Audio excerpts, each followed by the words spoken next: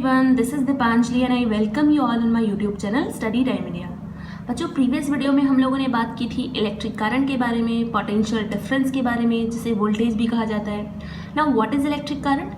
Electric current is a flow of charges. जब charges one place to other move करते हैं, flow होते हैं, तब हम उसको इलेक्ट्रिक करंट कहते हैं। Now what makes the charges to flow? Charges को फ्लो कौन कराता है? So that is potential difference across the end of the wire, यानी वायर के दोनों सिरों के बीच में पोटेंशियल डिफरेंस होता है, तभी चार्जेस हायर पोटेंशियल से लोअर पोटेंशियल की तरफ फ्लो करते हैं। अब करंट में और पोटेंशियल डिफरेंस में रिलेशन क्या है? तो इस रिलेशन को बताता है Ohm's law, which was given by a German scientist George Ohm. According to him, at a constant temperature, the current flowing through a conductor is directly proportional to the potential difference across its end. यानी किसी भी conductor में जो current flow होता है वो directly proportional होता है पोटेंशियल डिफरेंस की, वोल्टेज की।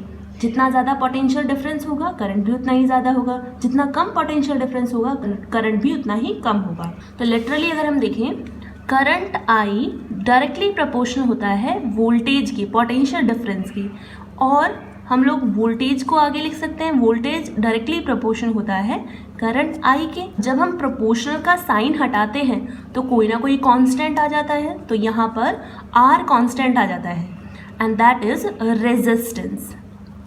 रेजिस्टेंस को हम लोग बोल सकते हैं रुकावट, जो किसी वायर में करंट के फ्लो को अपोज करती है, रेजिस्ट करती है, रोकती है। तो ये जो हमारा आया है दैट इज ओम्स लॉ।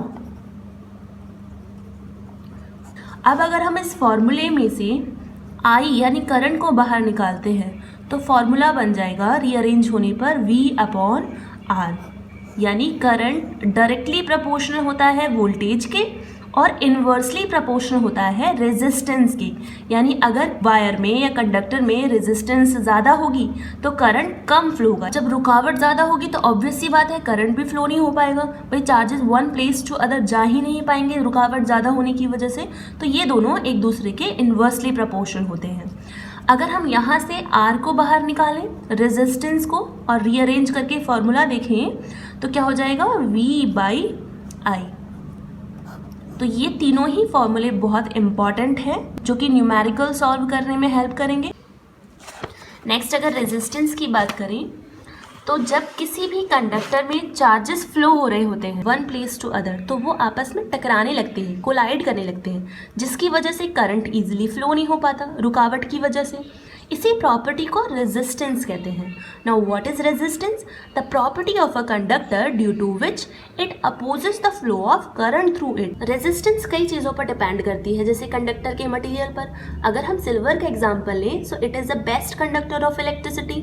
इसमें से electrons easily one place to other move हो जाते हैं। जबकि दूसरा अगर हम नाइक्रोम का एग्जांपल लें तो इसमें इलेक्ट्रॉन्स इजीली फ्लो नहीं हो पाते हैं, वो आपस में बहुत ज़्यादा कोलाइड होते हैं, जिसकी वजह से फ्रिक्शन होता है, घिसेंगे वो आपस में और हीट जनरेट होगी। इसलिए नाइक्रोम वायर को हम लोग हीटिंग इफेक्ट के लिए यूज करते हैं। तो नाइक्रोम और सिल्वर की अगर हम बात करें तो सिल्वर में रेजिस्टेंस कम है और नाइक्रोम में रेजिस्टेंस ज़्यादा है। सेकेंड अगर हम बात करें, लेंथ पर भी डिपेंडेंट करती है रेजिस्टेंस। जितना ज़्यादा लंबा वायर होगा उसमें से इलेक्ट्रॉन्स उतनी ही देर तक कोलाइड होंगे एक दूसरे से और रेजिस्टेंस ज़्यादा होगी, और छोटे वायर की रेजिस्टेंस कम होगी, इलेक्ट्रॉन्स इजीली फ्लो हो जाते हैं उससे। आगे अगर हम देखें तो रेजिस्टेंस का फॉर्मूला होता है पोटेंशियल डिफरेंस अपॉन करंट, यानी वोल्टेज अपॉन करंट। अगर हम रेजिस्टेंस की यूनिट देखें तो वो होती है ओम, और इसका सिंबल होता है ओमेगा। इस तरह से बनाते हैं इसका सिंबल, इसको ओमेगा कहते हैं। अगर पोटेंशियल डिफरेंस की यूनिट देखें तो वो होती है वोल्ट, और करंट की यूनिट क्या होती है? एम्पियर। तो फॉर्मूला हो जाएगा 1 ohm is equals to 1 volt upon 1 ampere. Definition आती है 1 ओम की, so that is when 1 volt potential difference is applied to the wire, then 1 ampere current flow through it, then resistance will set to be 1 ohm. Next अगर हम numerical देखें Ohm's law से related, so the question is a simple electric circuit has a 24 volt battery and a resistor of 60 ohm, what will be the current in the circuit. यानी एक circuit है जिसमें 24 volt की battery लगी हुई है, यानी potential difference V is equals to है 24 वोल्ट। करंट जो फ्लो हो रहा है वो हमें कैलकुलेट करना है। रेजिस्टेंस दिया हुआ है 60 ओम, यानी रुकावट है उसमें 60 ओम की। तो हम लोग अप्लाई करेंगे Ohm's law. Ohm's law is equals to क्या होता है, आई इंटू आर। अगर आई को हम रीअरेंज करेंगे तो फॉर्मूला हो जाएगा वी अपॉन आर। वी की वैल्यू है 24 वोल्ट और आर की वैल्यू है 60 ओम। सो कैलकुलेट करने पर आ जाएगा आंसर 0.4 एम्पियर। तो इस तरह से बहुत सारे न्यूमेरिकल्स आते हैं इस फॉर्मूले से रिलेटेड, मोस्ट इम्पॉर्टेंट टॉपिक है। नेक्स्ट हम लोग बात कर लेते हैं कंडक्टर की, रेजिस्टर की और इंसुलेटर की। रेजिस्टेंस के बेस पर सब्सटेंस 3 ग्रुप में डिवाइड किए हैं, good conductor, resistors and insulator. Good conductors की अगर हम बात करें तो दो substance which have very low resistance, जिनमें रुकावट बहुत कम होती है, उनको गुड कंडक्टर कहते हैं। जैसे silver, silver is a best conductor, इसमें इलेक्ट्रिसिटी इजीली फ्लो हो जाती है, रेजिस्टेंस बहुत कम होती है, लेकिन इसका यूज़ हम वायर वगैरह बनाने में ही नहीं कर सकते। क्यों? क्योंकि ये बहुत ज़्यादा एक्सपेंसिव है, कॉस्टली है। तो उसकी जगह हम कॉपर और एल्यूमिनियम का यूज़ कर सकते हैं। They are also best conductor, good conductor of electricity. इनमें भी रेजिस्टेंस बहुत लो होती है। नेक्स्ट अगर रेजिस्टर्स की बात करें तो they have very high resistance, इनमें बहुत ज़्यादा रेजिस्टेंस होती है, इसलिए इजीली इलेक्ट्रॉन्स पास नहीं हो पाते। इलेक्ट्रॉन्स एक दूसरे से ज़्यादा कोलाइड करते हैं, जिससे फ्रिक्शन होता है और हीट जनरेट होती है, जैसे नाइक्रोम, मैंगनीज। अगर इंसुलेटर्स की बात करें तो इनमें बहुत ज़्यादा हाई रेजिस्टेंस होती है, इतना कि इलेक्ट्रॉन्स फ्लो ही नहीं हो पाते हैं। जैसे रबर, प्लास्टिक की कवरिंग होती है वायर के ऊपर, कॉपर के वायर, एल्यूमिनियम के वायर, इनके ऊपर प्लास्टिक की कवरिंग होती है। उसको अगर हम टच करते हैं तो इलेक्ट्रिसिटी हमारी बॉडी तक नहीं पहुंचती है, क्योंकि प्लास्टिक एक अच्छा इंसुलेटर है। रबर के ग्लव्स पहनते हैं इलेक्ट्रिशियन जब वो किसी भी इलेक्ट्रिकल अप्लाइंसेस को टच करते हैं। तो इसी तरह से हम लोग इन्हें 3 कैटेगरी में डिवाइड कर सकते हैं। Next is factors affecting the resistance of a conductor, यानी कौन कौन से फैक्टर्स हैं जो कंडक्टर की रेजिस्टेंस को अफेक्ट करते हैं। So first one is length of the conductor, second area of cross section of the conductor, third one is nature of materials and fourth one is temperature of the conductor. तो अगर हम first की बात करें यानी length of the conductor की, तो जितना ज़्यादा लेंथ होगी किसी भी कंडक्टर की, उसमें इलेक्ट्रॉन्स उतनी ही देर तक ट्रेवल करेंगे वन प्लेस टू अदर, और उतनी ही देर तक कोलाइड करेंगे, यानी एक दूसरे से ज़्यादा टाइम तक वो कोलिजन होगा, जिसकी वजह से फ्रिक्शन होगा और हीट जनरेट होगी। अगर वायर हमारा छोटा है तो उसमें इलेक्ट्रॉन्स ईजिली मूव कर पाएंगे जल्दी ही, और कोलिजन भी कम होगा। तो लेंथ डायरेक्टली प्रोपोर्शनल होती है रेजिस्टेंस की, या रेजिस्टेंस डायरेक्टली प्रोपोर्शनल होती है लेंथ के। जितना ज़्यादा लंबा वायर होगा उसमें रेजिस्टेंस उतनी ही ज़्यादा होगी, और जितना छोटा वायर होगा उसमें रेजिस्टेंस उतनी ही कम होगी, रुकावट उतनी ही कम होगी, इलेक्ट्रॉन्स ईजिली मूव हो जाएंगे। अगर हम सेकेंड प्रॉपर्टी की बात करें यानी एरिया ऑफ क्रॉस सेक्शन, तो वायर अगर हमारा मोटा है, उसका एरिया ज़्यादा है, तो उसमें इलेक्ट्रॉन फ्रीली मूव करेंगे, और अगर पतला वायर होता है तो उसमें इलेक्ट्रॉन्स कोलाइड होते हैं बहुत ज़्यादा, ईजिली मूव नहीं कर पाते। अब आपको ही अगर एक पतली सी गली में जाना हो तो प्रॉब्लम होती है, और जबकि अगर हम खुले रास्ते पर जाते हैं तो ईजिली हम मूव कर पाते हैं। सेम ऐसे ही यहाँ पर कंडीशन है, electrons one place to other खुले हुए वायर में जिसका एरिया ज़्यादा होगा उसमें ईजिली मूव कर पाएंगे, और जो पतला वायर होगा उसमें इलेक्ट्रॉन्स ज़्यादा कोलाइड करेंगे, जिसकी वजह से रुकावट ज़्यादा होगी, रेजिस्टेंस ज़्यादा होगी। तो हम लोग बोल सकते हैं कि रेजिस्टेंस इन्वर्सली प्रोपोर्शनल होती है एरिया ऑफ क्रॉस सेक्शन की।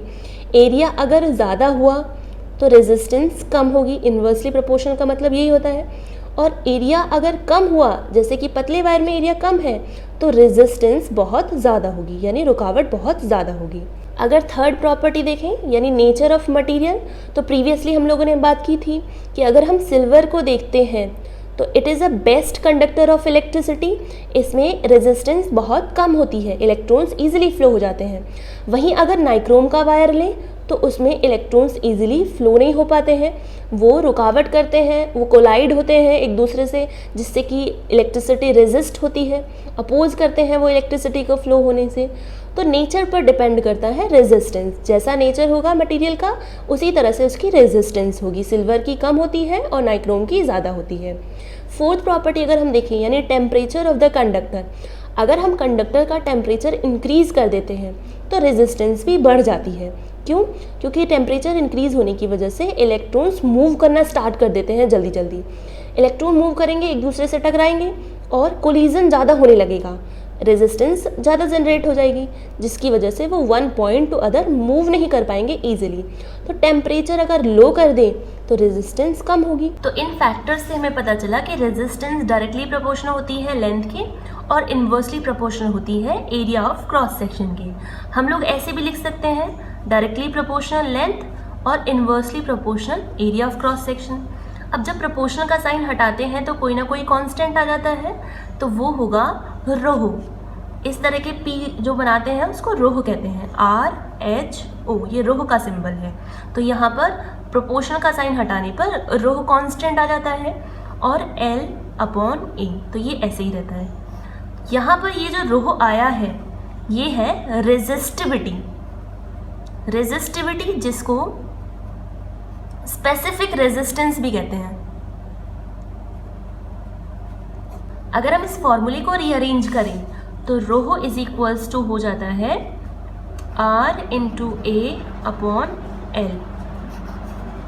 तो ये है रेजिस्टिविटी का फॉर्मूला। न्यूमेरिकल सॉल्व करने के लिए ये दोनों ही फॉर्मूले बहुत इंपॉर्टेंट हैं।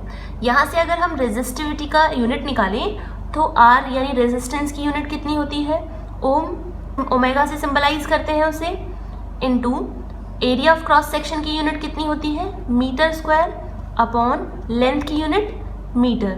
सो 1 मीटर से 1 मीटर कट जाएगा जिससे हमें मिलेगा ओम मीटर।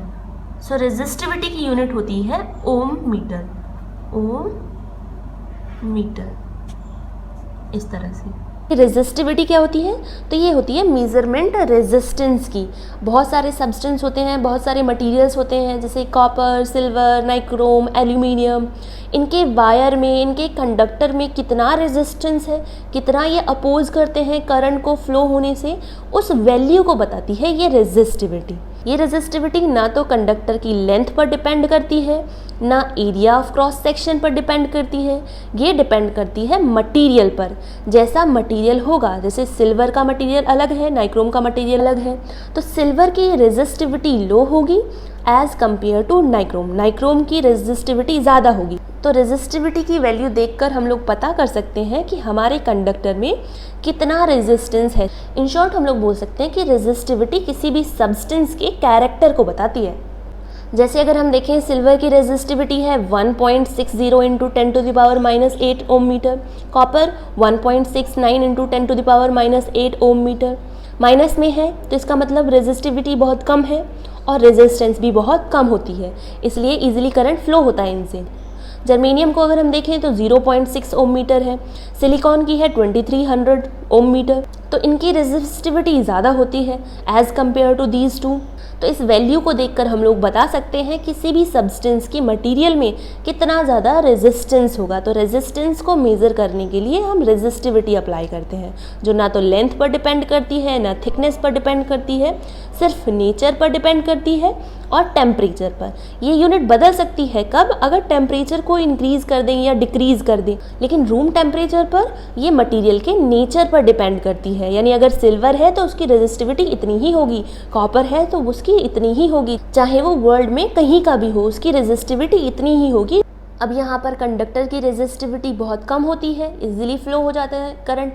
और सेमीकंडक्टर जो होते हैं, सेमीकंडक्टर कहते हैं जो कंडक्टर और इंसुलेटर दोनों की तरह बिहेव कर सकते हैं अगर कुछ चेंजेस किए जाएं उनके साथ। जर्मेनियम और सिलिकॉन दोनों सेमीकंडक्टर हैं और इनकी रेजिस्टिविटी कंडक्टर से ज़्यादा होती है, इसलिए करंट को अपोज ज़्यादा करेंगे।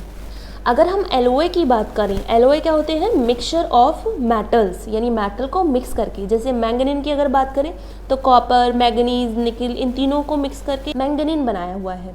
जैसे अगर हम मैंगनीन को देखें तो कॉपर, मैंगनीज, निकल, इन तीनों को मिक्स करके बनाया हुआ है। कंस्टेंटिन को देखें तो कॉपर और निकल को मिक्स करके बनाया है।